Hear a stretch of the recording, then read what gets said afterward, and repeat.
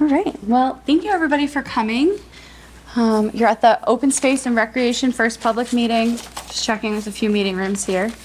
My name's Rhiannon Dugan. I'm the project manager for this project. I work with Old Colony Planning Council. And tonight I'm going to give a brief presentation and then really here to get feedback from all of you. So we'll do two activities you can switch through at the end. On this side, we have posters lined up of different recreation sites in town, and you can provide feedback on what's going well there and what you'd like to see improved. And then in this back corner where Lori's standing, we have a poster series of areas where you might want to see more land put into conservation, or if you have any other suggestions based off of those maps. So I will not talk at you all night. We're going to try to do the data part brief, but make sure that everybody understands the point of our project. So Old Colony Planning Council is the regional planning agency for the town of Abington, and we work with all of these 17 communities on an as-needed basis through state funding and grant funding to help provide additional technical services where needed. We do a variety of projects outside of open space plans. We recently completed some local master plans. We do lots of implementation work as well. We're working on some regional projects right now, which I don't want to forget to mention. The regional water study, if you live in any of our 17 communities and you haven't taken the survey yet, there are papers up front with QR codes, and if you walk out today without one, Liz has gone around town and posted them everywhere, so you'll see them and remember. So please do take time to take that. We haven't gotten a lot of response yet, and we just want to make sure that everybody in all 17 of our communities are being heard. So that's the overall OCPC pitch for us.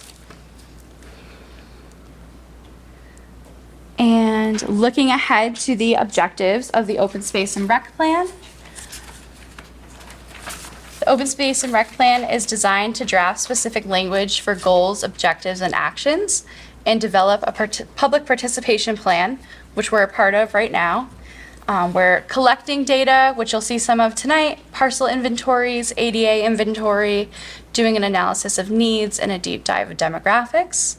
And we're analyzing resource protection needs of the community and management needs.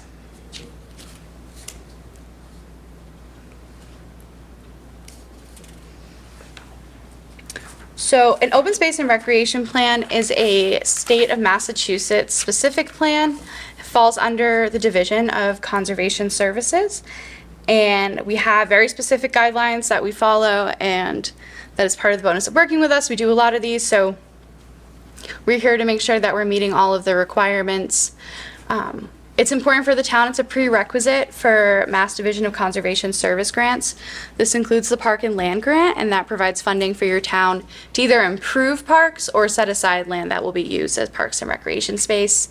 But additionally, it can be a really useful tool for seeing what your ADA needs are at local schools or in your recreation spaces, having an inventory of which lands are in recreation. Sometimes they're passed through over time and you don't realize what you've acquired.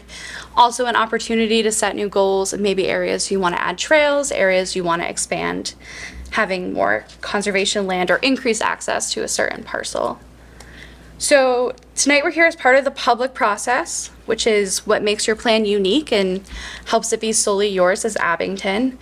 So this is one of the pieces. We also had a survey. I'm going to go through some of the survey results. And we have a steering committee. Can you just wave if you're on the steering committee for this? Thank you. Not to put you on the spot. I won't make you answer any questions, but just to show that there are residents here that are involved. And then over the winter, we'll also meet up with some of the departments and boards that are related to open space and recreation, kind of see what their goals are for the future, what things are already on their plate that we might have missed in just our general conversations. And this will be the main public meeting, and then at the end of the process, we'll do one where we come and present all of our findings and the list of goals and objectives and do some last minute edits and feedback from the public, which we're hoping will be a quick turnaround of the summer. Great.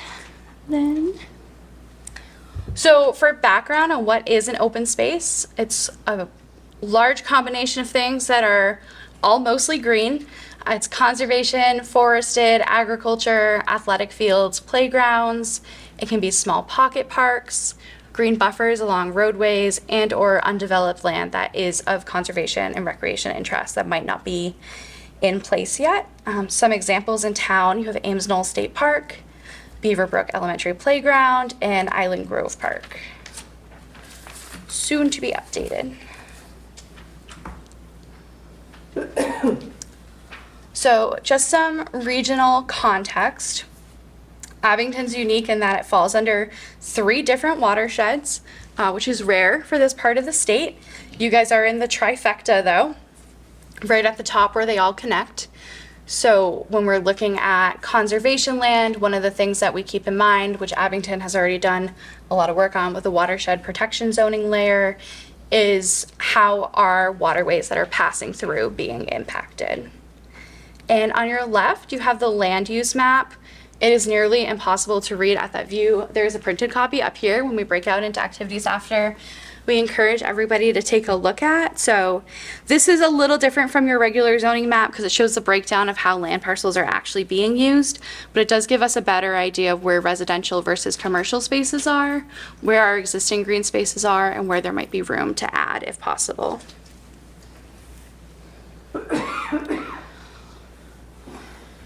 So just some quick facts on demographics of Abington. So who lives in Abington? Abington is 86.5% white alone.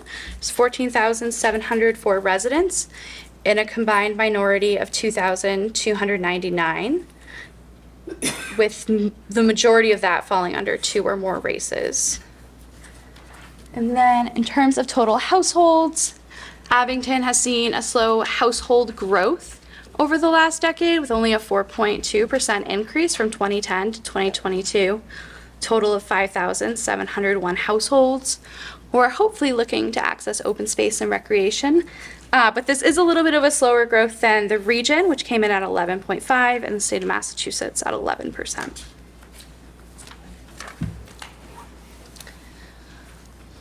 And next, just a quick overview of population impacted by disability. An ADA assessment of all recreation spaces is part of the state plan.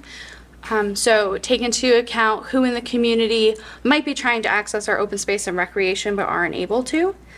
Abington has 7.2% of its population with a disability. 7.9% of that, 7.9% are female, and 38.4% of the disabled population are over the age of 75.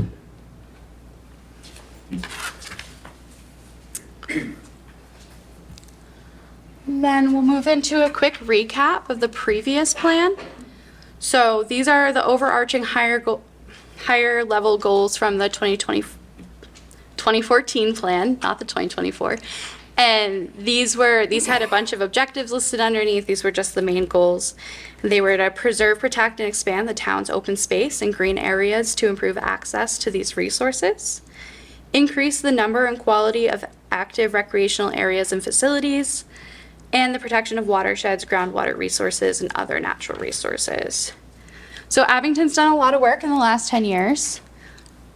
Working towards these goals. Some examples: they completed creation of a Zone 2 watershed protection district, created a public recreation space at Griffin's Dairy Farm, which included the creation of a community garden, and created a dedicated open space and recreation committee, which helped bring this project back up to be redone. And ongoing work that's happening is the restoration of Wilson Bridge and Arch at Island Grove Park, which is starting very soon.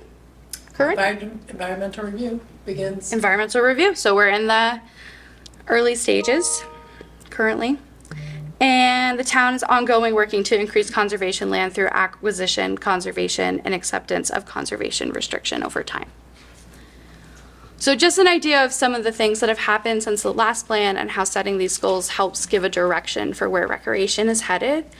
The open space and recreation plan lasts 7 years.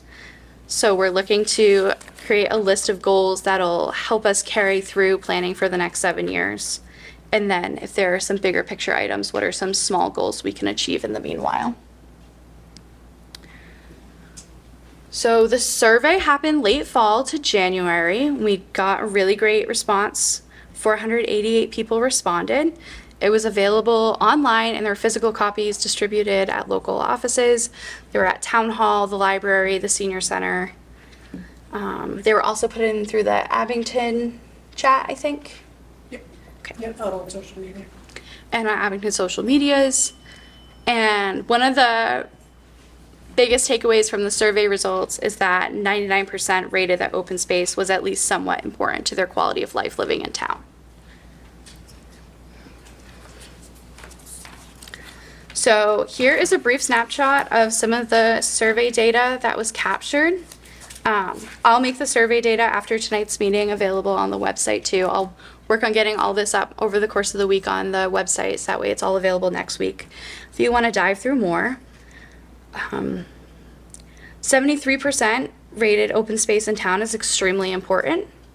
Common barriers were a lack of maintenance, outdated equipment, and safety concerns. The top 5 requested amenities were paved paths, unpaved trails, gardens, picnic areas, and playgrounds, which was very lined up with the top 5 outdoor activities, which were walking and hiking, playgrounds, team sports, fishing, and running and jogging. 65% of residents use open space at least once a week. And when asked if there was enough open space per age category, there was a mixed review.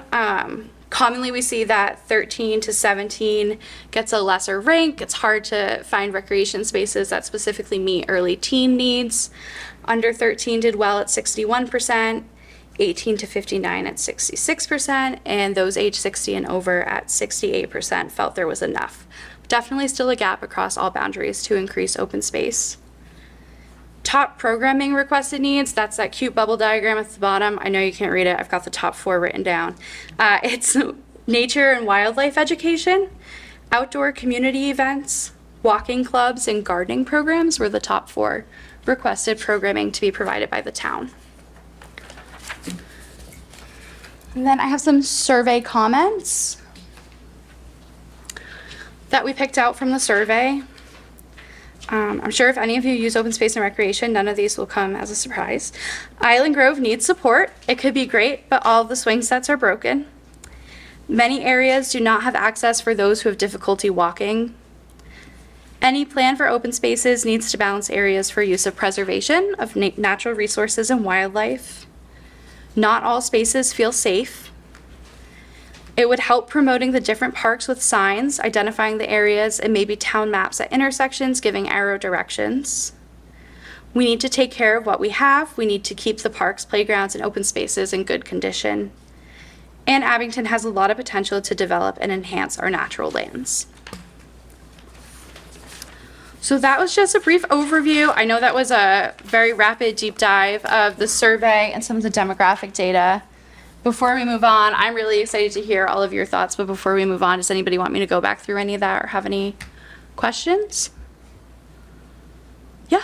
I was wondering if you had numbers for growth, rates of growth since 2000. I can go back over to 4.2%. Population, you said? Population growth? Yeah. I think it was 4.2%. This is household growth, which will show a mirror of population, but not exactly identical. It is expected to continue to increase a little bit in the next 10 to 20 years based on some current local projections, though. But I'm wondering if you had numbers since 2000. Oh, going further back from 2000 to 2010, I don't have it on me, but I can get that data. We're looking at 99. Oh, curious about. Town is way built up compared to when it first went there. Mm-hmm. I would say that there was, based on our research, there was definitely a higher growth trend from 2000 to 2010, and then it slowed down a little bit, the 2010 to 2022. Anything else? Yeah, Bruce? Encouraging that the bandstand has just been restored over around. Yes. Yeah, saw the pictures. I've got to take a walk over there and see it.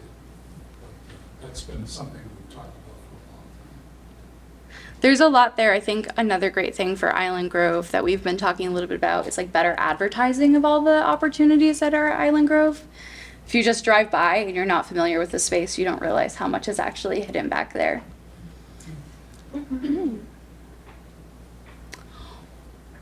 Well, I'd love to hear from all of you. I will float around, but I want to encourage everybody to come up. I made posters that are on this side that you can write directly on. I don't think the pens work well on the poster material, so I put sticky notes. You can write ideas on a sticky note on the left side of the poster. It's what you want to improve about that park or rec space. And on the right side, it's things you like about it. So if anybody wants to go through and leave any suggestions on maybe some of the park spaces you use regularly in town or not, and why you don't. And then behind me, I've got star stickers if you want to put stars on the map on areas that you think are important to increase conservation space. That would be great. And I'm happy to give a walkthrough of what the information on the maps over there mean as well. But I will let you guys disperse and I'll stop talking at you. One question. Okay. Let's say whatever the project is, Mm-hmm. to go from idea to sort of realization, let's say, Mm-hmm. whether that's just making it, designating space or building something like that, what does that timeline look like? In terms of how the plan is drafted or actual execution? Yeah, like to go from idea into the planning, the execution Yeah. to being done. So It's a lot of variables. there's a lot of variables was going to be my first comment, but the first thing is lining up funding sources with the project. That's part of what we'll have in the implementation section.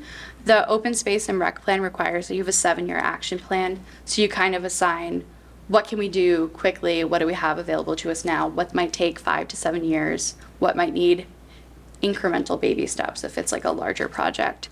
So that kind of gives us a layout on how we want to arrange things, and then from there we attach those to funding sources. So how often there's a grant cycle for something that you can apply for. Like the park and land grants come up once a year, but I know for park right now it's a 2-year phase, so it's technically every other. You do a 1-year planning phase and then a 1-year implementation phase. So once you have your project lined up and you meet with them, if it passes, the first year you'll do planning it all out. The second year you'll do implementation, building it out.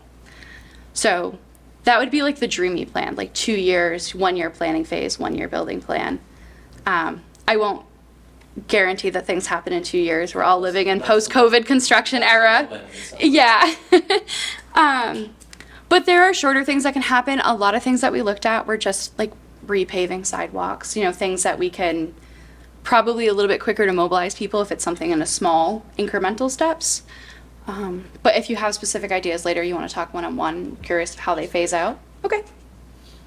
Awesome. Yeah. All right, everybody get up.